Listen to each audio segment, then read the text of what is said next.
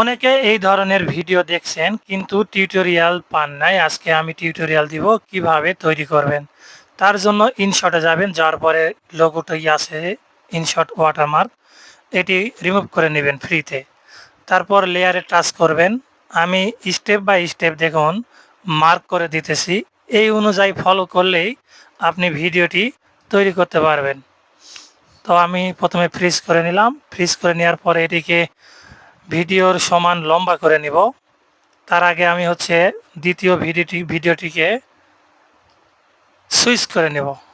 এই সুইচ করা ভিডিওটির সমান যেটি ফ্রিজ করলাম ওই ফ্রিজটিকে লম্বা করে নেব। তো দেখতে থাকুন। এখন লম্বা করে নিতেছি। যতটুকু ভিডিও আপনি দেখাতে চান তত বড় করে নেবেন। তারপর স্ক্রল করবেন, বামে যাবেন, যাওয়ার পরে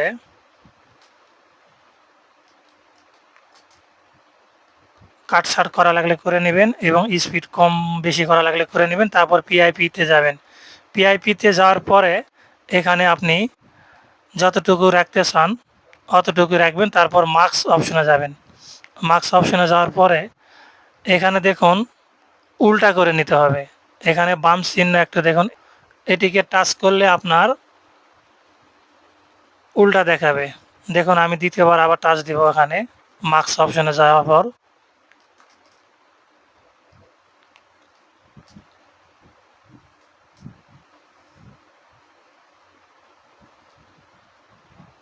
এখন এইরকম দেখাচ্ছে। পরবর্তীতে আমি আরেকটি অপশনে যাব, আবার মার্কসে গেলাম, যা দেখুন বাম পাশে এই টাচ দিলাম।